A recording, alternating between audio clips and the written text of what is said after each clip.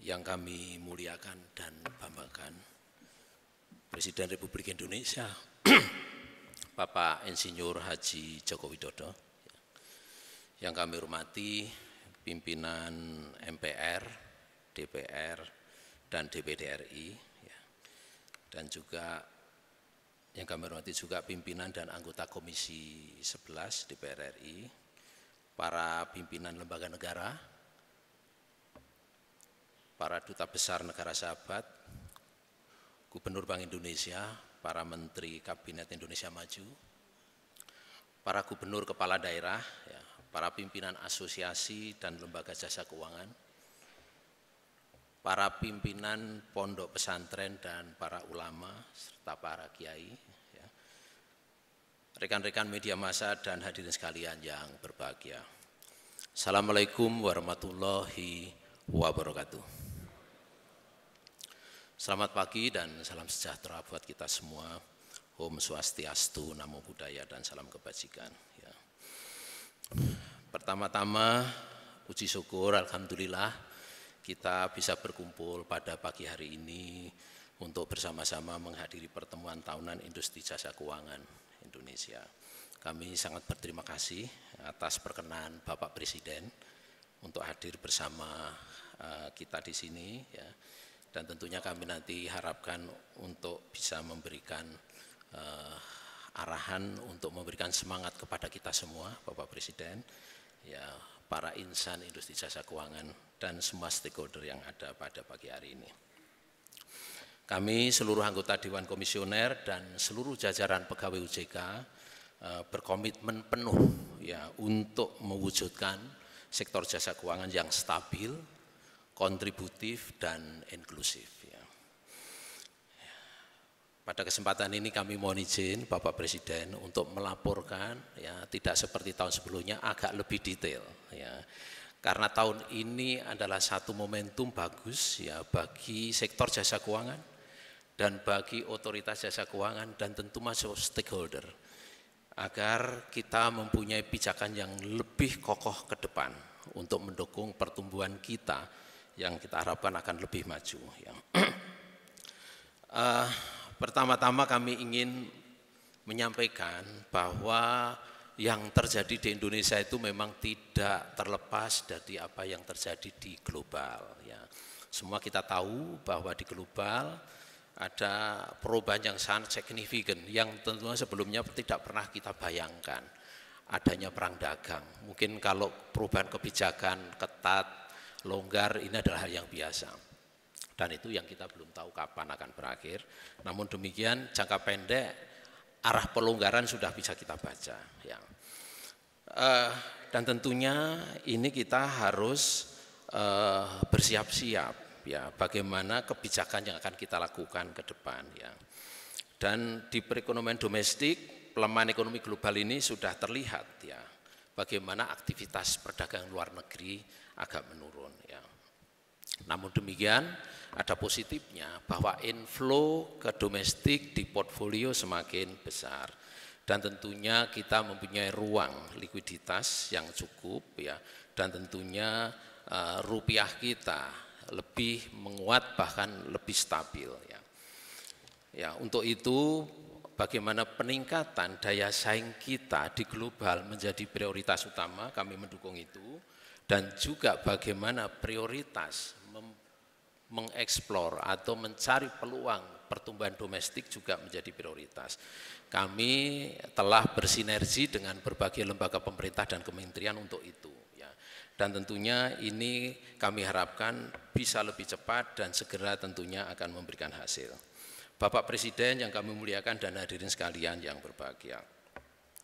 Kita bersyukur ekonomi domestik tumbuh 5,02 pada kuartal ketiga tahun lalu. Kita harapkan mudah-mudahan pada angka final Desember nanti, angka Desember ini bisa di atas 5%. Kami yakin itu.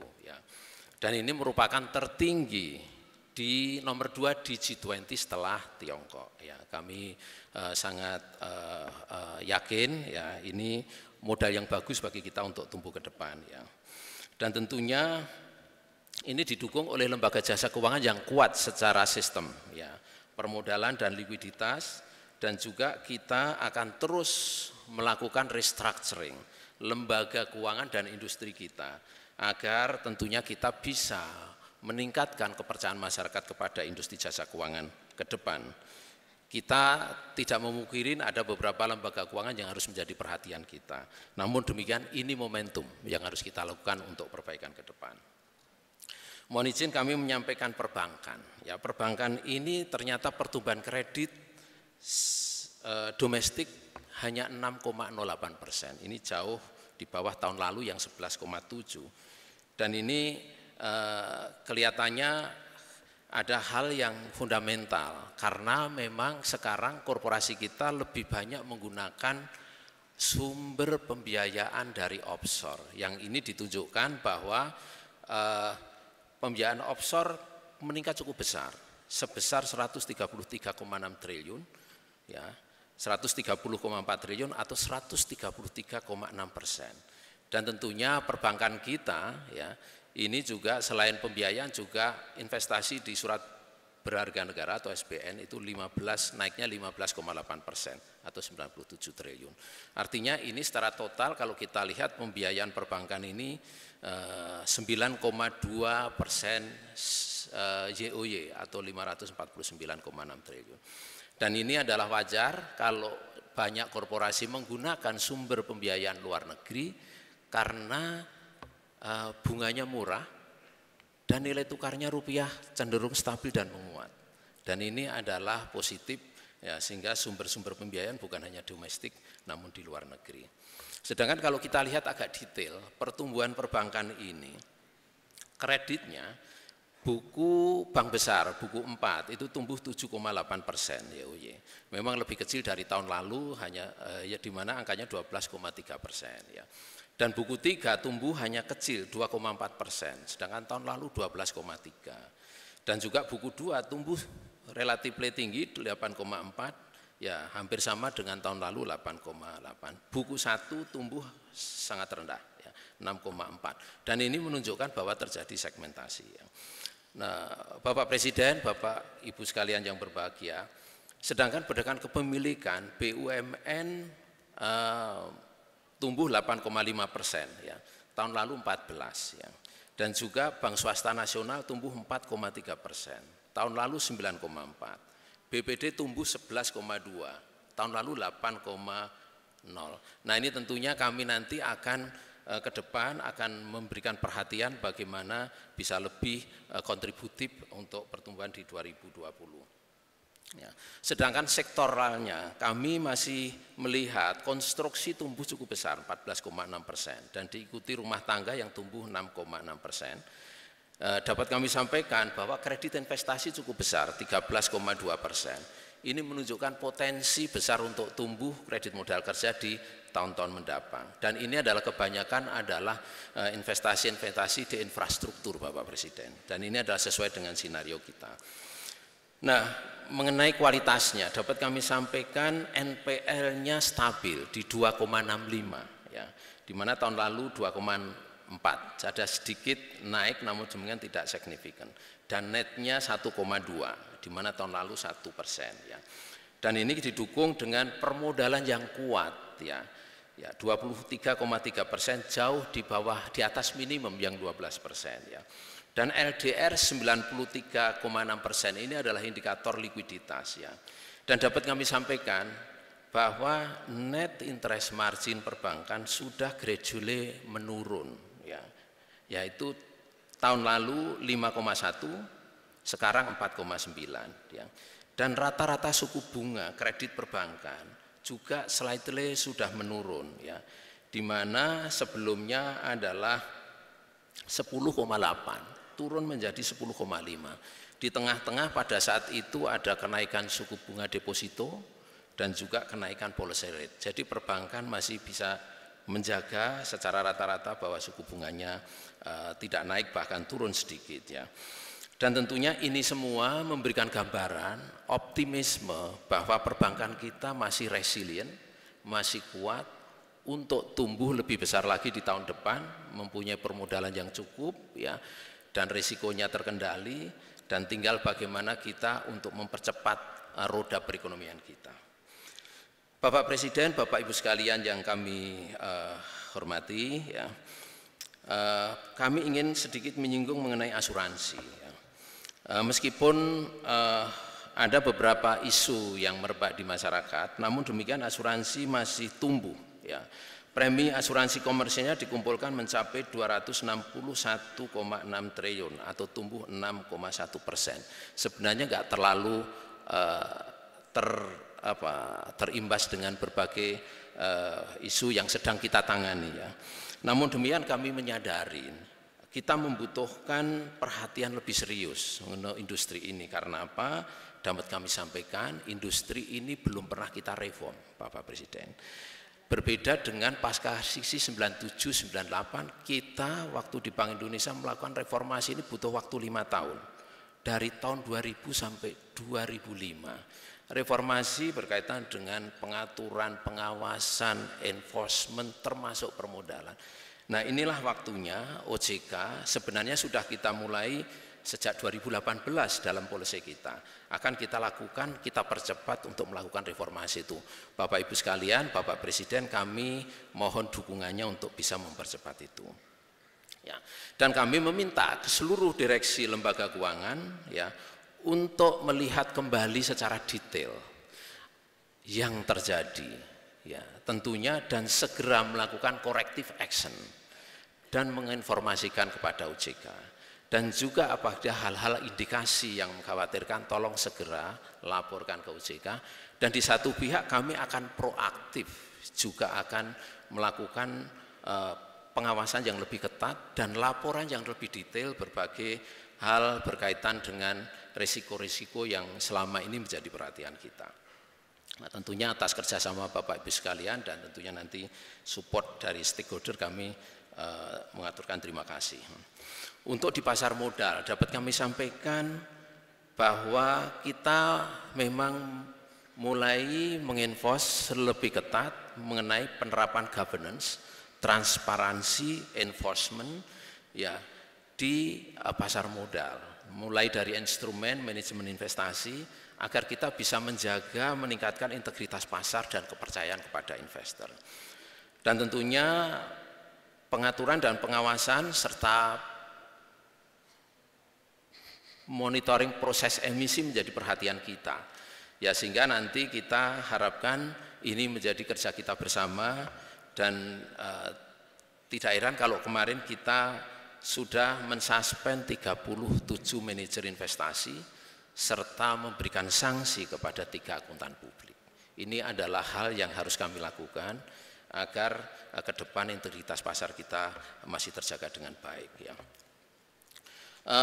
Bapak Presiden, Bapak Ibu sekalian yang berbahagia, dapat kami sampaikan dalam kondisi sekarang ini kita masih cukup optimis karena penawaran umum melalui pasar modal masih 166,8 triliun. Ini hampir sama dengan tahun lalu di mana 166,1 triliun dengan 60 emiten baru, ya. Dan ini adalah pertumbuhan tertinggi di ASEAN 5 dan juga nomor 7 di dunia. Dan kalau kita lihat dalam kondisi seperti kemarin kita masih mencatat bahwa IHSG kita cukup stabil, volatilitanya tidak begitu besar. Bahkan ringnya antara 6.100 6.300. Ini dan ini ada kecenderungan untuk meningkat, ya. Bapak Presiden yang kami muliakan dan hadirin sekalian, ya. Sehingga kami juga menyadari bahwa 2020 bukan hal yang mudah, ya. Karena tentunya downside risk masih di depan mata, ya.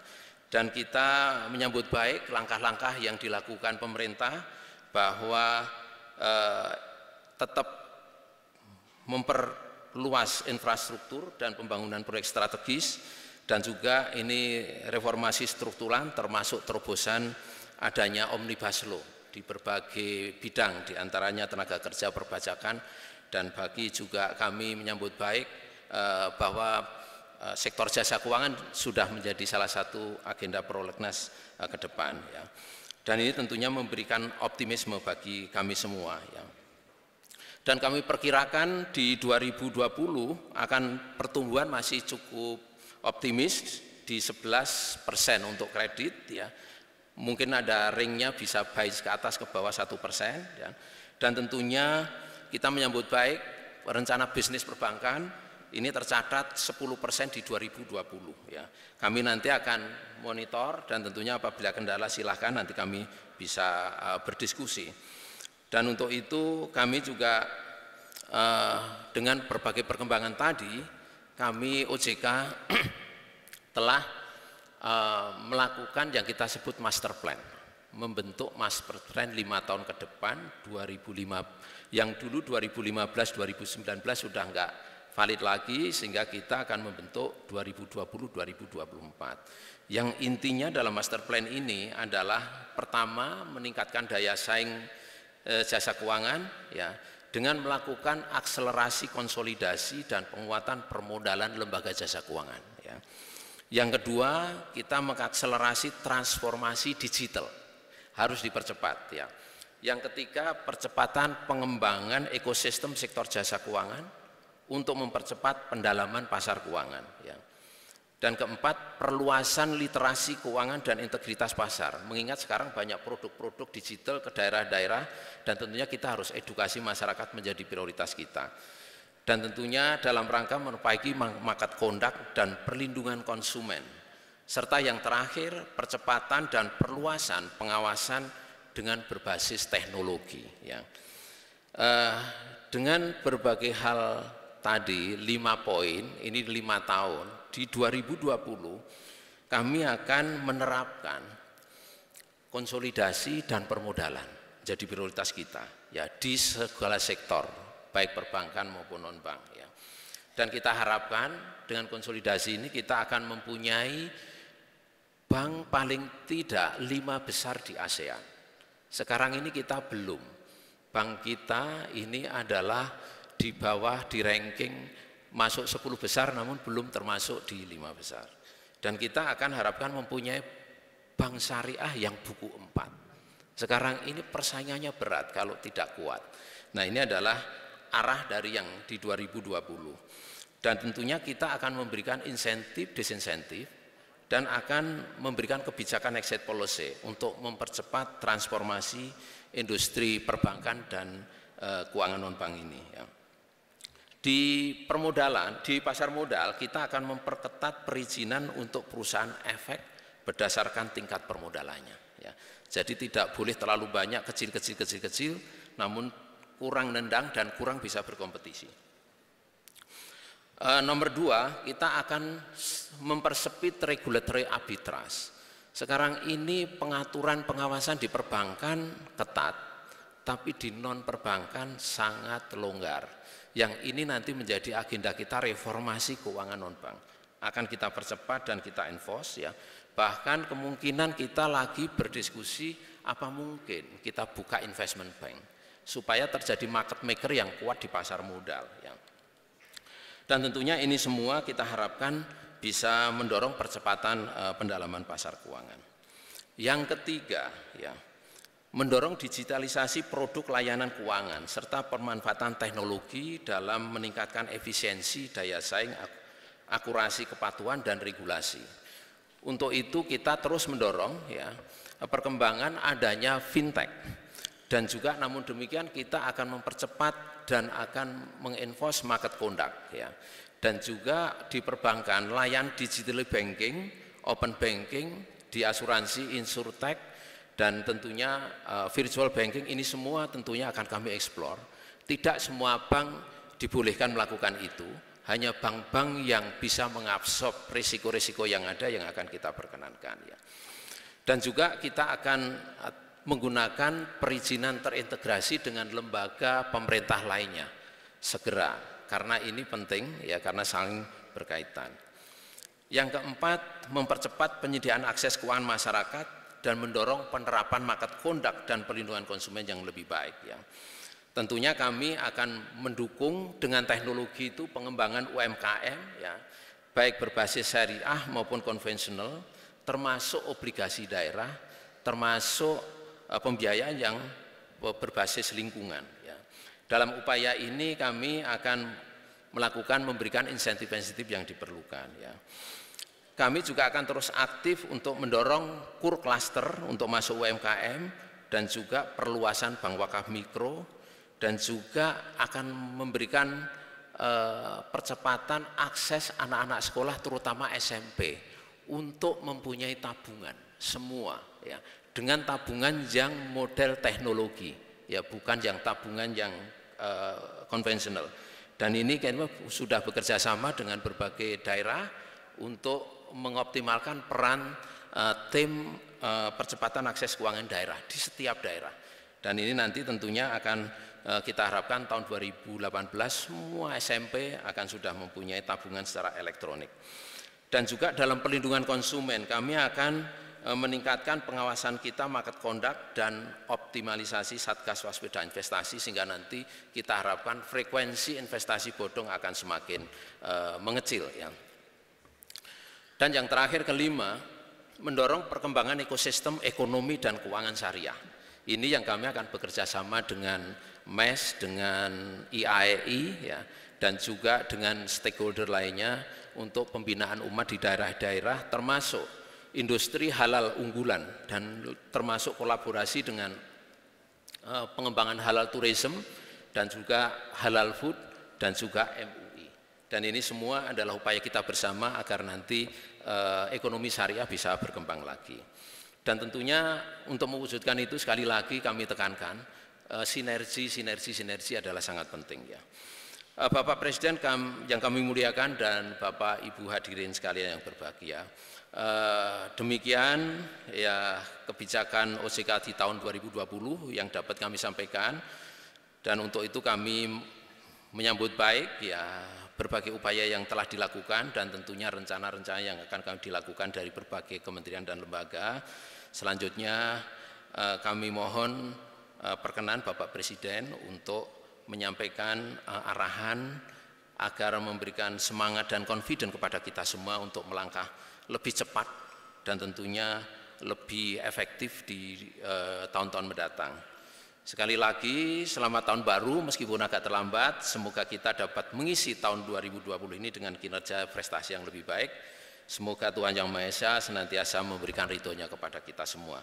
Terima kasih. Wassalamualaikum warahmatullahi wabarakatuh.